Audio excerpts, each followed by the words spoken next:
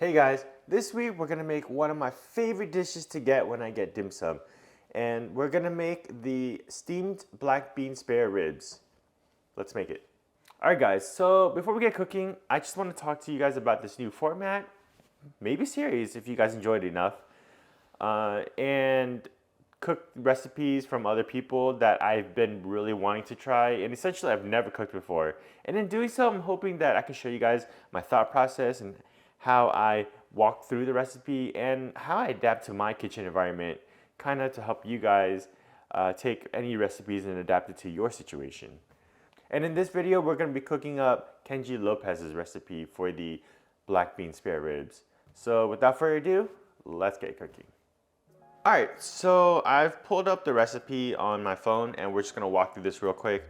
So in his recipes, he does a really good job of explaining essentially everything he's doing, like why he's doing certain things. So in this recipe, he rinses his meat, he brines his meat, and he pretty much explains why you want to do that. And in short, it's to give you that tender, slippery meat texture that you get from Chinese restaurants.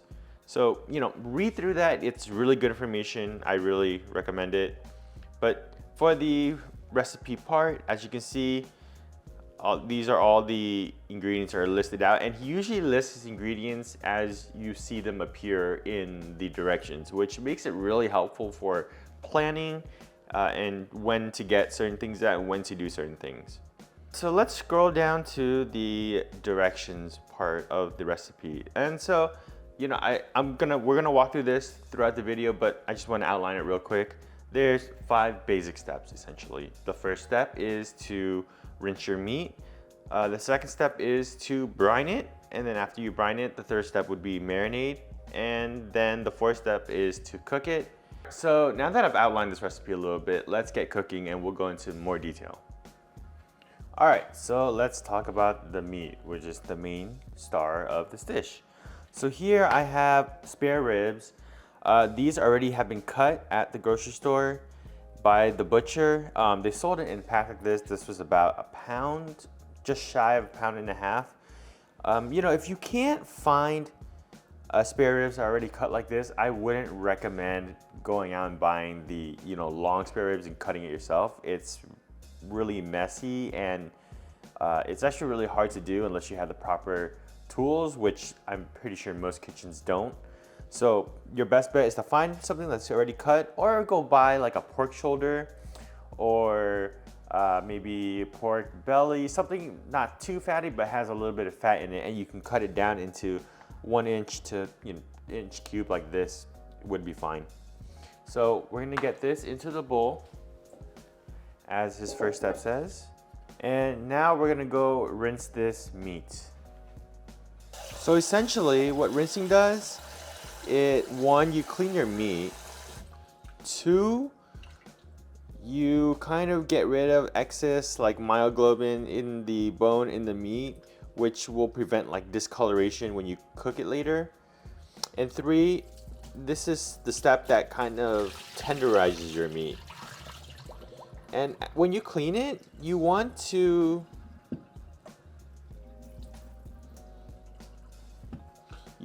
be kind of rough with it. You want to give it a squeeze, because in the squeezing you're kind of breaking the fibers a little bit, which makes it tender, but also kind of squeezing any of the myoglobin out. And you just keep doing this until, like I said, the water runs clear. So this is the 3rd time, and as you can see, the water's already getting a bit clearer than the first round. So this is the 5th time, and the water, I would say, is clear enough for me. I don't think I'm going to be able to get it like crystal clear, but it's not milky anymore, so that's a good sign. So I think that we've done a good enough job. All right, and we're going to move back to the counter and move on with the brining step. So bear with me as I do this voiceover because I lost the audio file. Don't know what happened to it, but this is what we're going to do. So I appreciate for you sticking with me. So for the brine, we're going to start with 2 cups of water. For the baking soda, we're just going to use 1.5 teaspoons as it calls for in the recipe. And this is what makes your meat more tender essentially and gives it that, bit of slippery texture. And for the salt, in this part, I'll just stick with the 2 teaspoons as he calls for because we're going to adjust with salt later on anyways. So I think 2 teaspoons should be fine.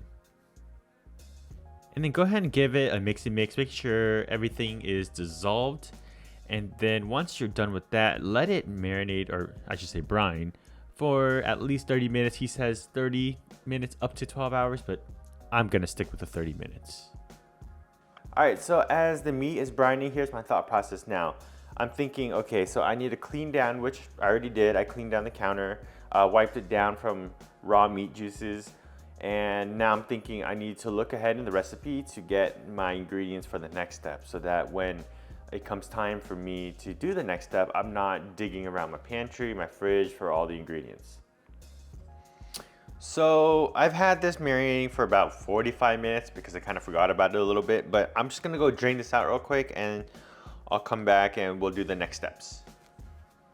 Okay, so I have it dried out and drained like this. So in his recipe, he says after you drain it, you want to roll these up in paper towel to essentially dry it out really well. So that's what I'm gonna do. I have some paper towels here and I'm just gonna put these on here. And before I roll these up, I just wanna say, like, you can feel it. Like, it actually has a slimy texture now. It feels kind of tender, which is, I guess, good. That's what we're aiming for. So now I'm just gonna roll these up. Kind of press on it to get any liquid out. And what I'm gonna do is, just to save dishes, is I'm gonna put this back in the same bowl for the marinating step. So I'm just gonna pick this whole thing up, dump it in. So for the seasonings, he calls for 2 teaspoons of kosher salt, diamond crystal specifically. So if you're using table salt or other salts, you want to adjust it. Like table salt, you want to use less salt because it's more dense. If you're using something like a Morton's kosher, you probably just want to use a bit less. So if it's 2 teaspoons of diamond kosher, maybe use only 1.5 teaspoons of Morton's. So we're gonna go in with 2 teaspoons. I'm gonna go in with an extra half teaspoon, again, to adjust for the extra meat. Also, I'm gonna be adding extra stuff to this later. I'll show you. Also, he calls for Shaoxing wine or dry sherry. I have neither, but I do have sake. So I'm just gonna go in with that. He calls for a tablespoon, so that's what I'm gonna do. A tablespoon's worth.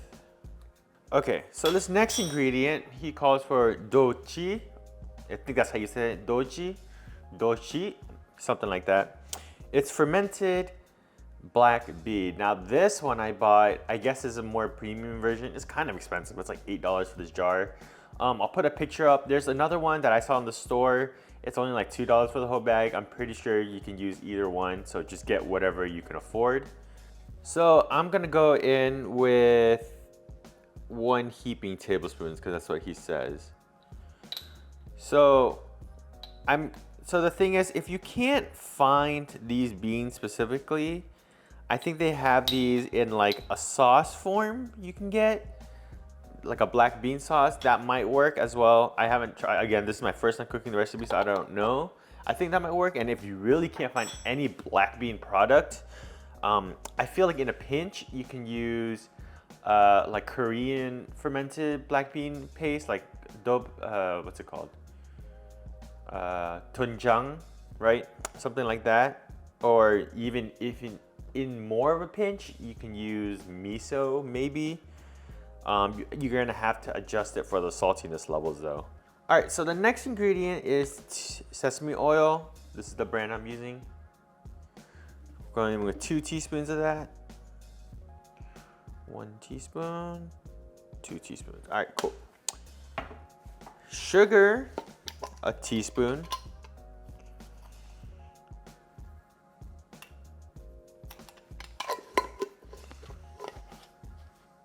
And and then half a teaspoon of white pepper. You don't have to freshly crack yours. I used a lot of white pepper, so I have it in a grinder. You can use the pre-grind stuff, but fresh cracked will be more fragrant. Just keep that in mind.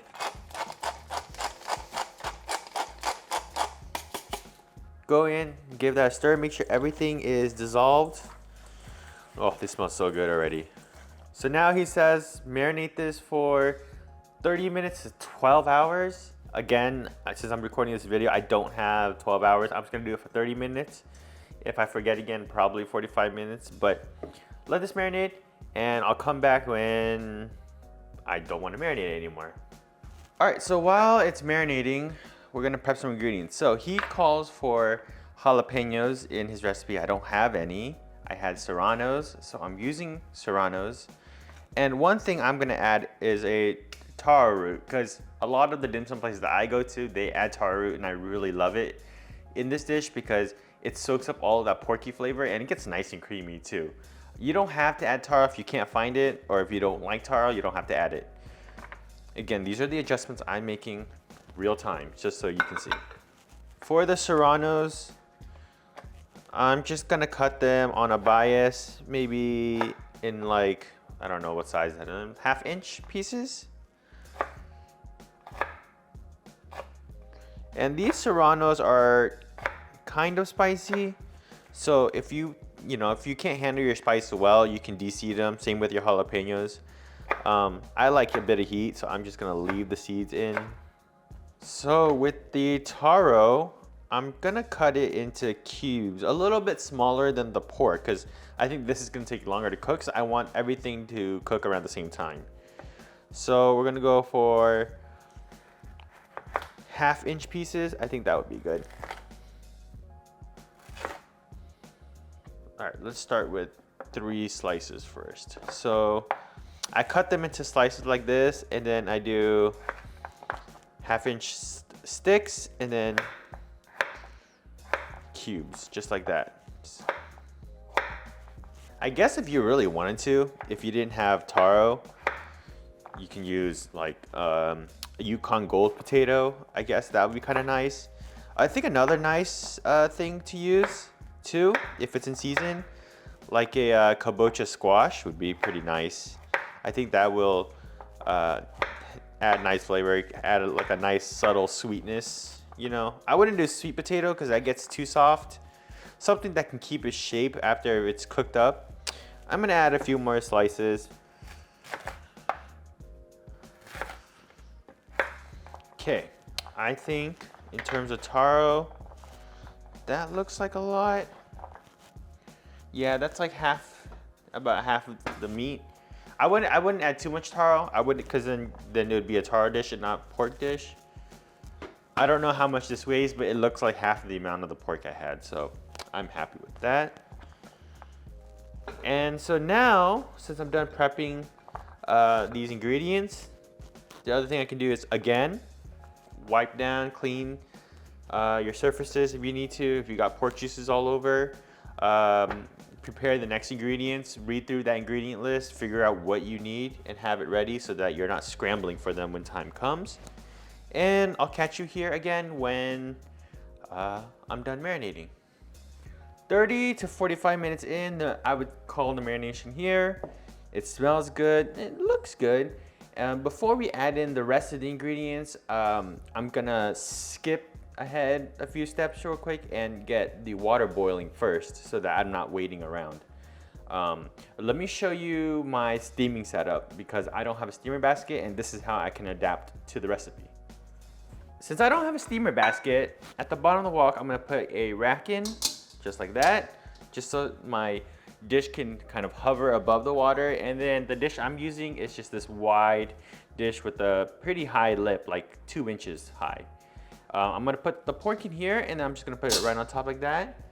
And I have a lid that's kind of this like dome shaped. I can just put it right on top. All right, so let's say you don't have a wok, but you have one of these pots or like a Dutch oven. And so this is what I recommend. Get a ramekin, something that's heat proof, put it upside down or whatever on the bottom, fill it with water, and then get a dish that you can easily pull in and out of the pot. You don't want one that's the exact size of the pot. So I would get a smaller one like this because I can easily pull this out when it's done. And you just want it so that it's hovering above the water so that it can steam through. And then to cover it, you can put the lid if it's domed enough. And if it's not, aluminum foil would work fine. So I filled up my wok, I don't know if you can see that, with water. It's about 2 inches. I'm just gonna go put this on the stove on a medium to medium high heat to bring it to boil. So while that is boiling, let's get the next step done. So he calls for a 1/4 cup of cornstarch. I'm gonna start out with that. I'm just gonna eyeball it in. And that looks like about a 1/4 cup. And just mix this through. And so his instructions are, you want to add cornstarch until everything is essentially not dry, but there's no puddles at the bottom. So like this is perfect. You see how there's no wet spots at the bottom? I think that's a good sign. I think that's actually the perfect amount of cornstarch. Now we're gonna go in with the rest. So this is the taro and the serrano or jalapeno if you're following his recipe exactly. Throw that in and just stir everything through. Now you just want everything to get coated. Perfect. Oh, he also calls for another tablespoon of oil. So I'm just gonna go in with some oil. So I'm gonna go in with the oil. Perfect. All right, so stir that through, and I think that should be good. I think I hit it on the nail too, or on the head, I guess, with the taro, because it looks like a good amount. All right, so again, this is the dish I'll be using. Now just dump everything in. You want this to be on a single layer if possible. If you're using a small dish, I would recommend steaming in batches. I think he also recommends steaming in batches. You can do that. Or if you have a steamer basket that has multiple layers, you can steam on multiple layers, that's fine. It's okay if it's stacking a little bit. Like if it's okay if the taro is at the bottom and the pork kind of just sits on top of it, that's cool. Because the taro is gonna need that extra heat anyways to cook faster than the pork. So that's what I would do, is like just stick the taro on the bottom and then just layer the pork on top. All right, just get all that black bean out. Oh, this looks so good already.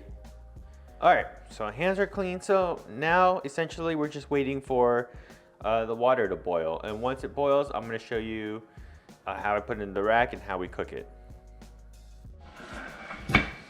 Okay, so now that the water is boiling, we're gonna put the rack in.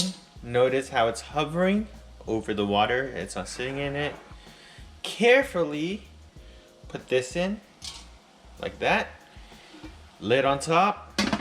And we're gonna let this cook for 15 minutes. I'll check in at 15 to see if everything is cooked, and I'll update you once we get there. All right, so 15 minutes in. Let's see if it's cooked. So I'm gonna use like this thermometer for the needle, not necessarily for temperature check, but just to like poke things. So the taro is cooked for sure. All the meat feel tender, so I would say, yep, I would say this is done.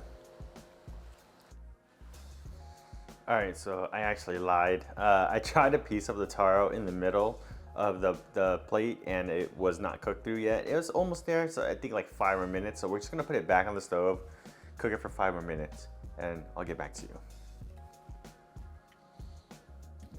Okay, so I cooked it for an extra maybe 10 minutes.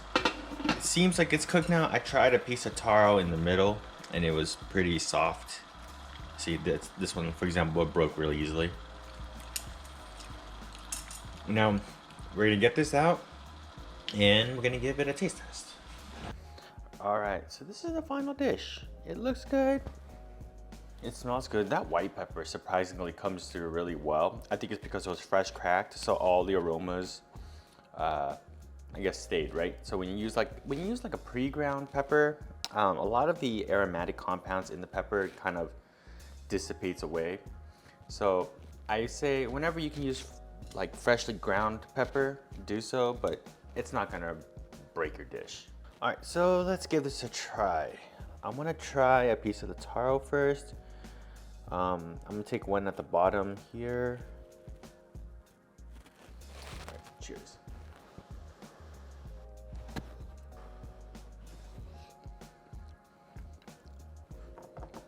It's good. I like it. It's really good. It really does taste like the one from the dim sum shops. I would say though that it's slightly too salty. But to be fair, I am eating it on its own, so that could be why. Like I could see me having this with some rice or with the side of like sauteed vegetables that's not really seasoned, you know, eating it with this, it would balance out the salt well. And I think that's how Kenji made his recipe, so that you eat it with rice. So I can see that. But if you know, if you want to eat it on its own, I would reduce the amount of salt and just keep everything else the same. With the black beans, maybe because this recipe has more black beans than a normal steamed spare rib does, but I feel like the black bean really comes through in like the background.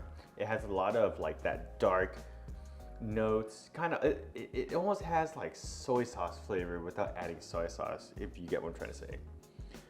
So that's really nice. Again, like I said before, the white pepper that I put in there, it was really aromatic. Like I smelled that right when I took it out of the steamer.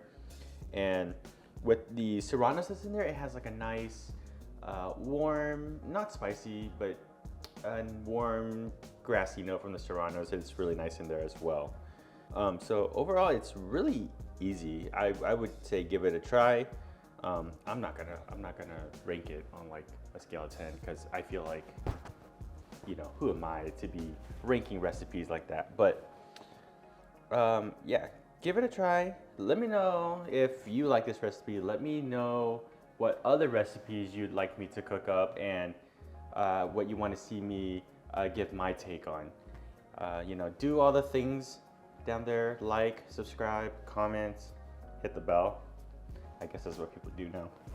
Anyways, yeah. So I hope you enjoyed this. I'll catch you on the next one. Thank you. Bye.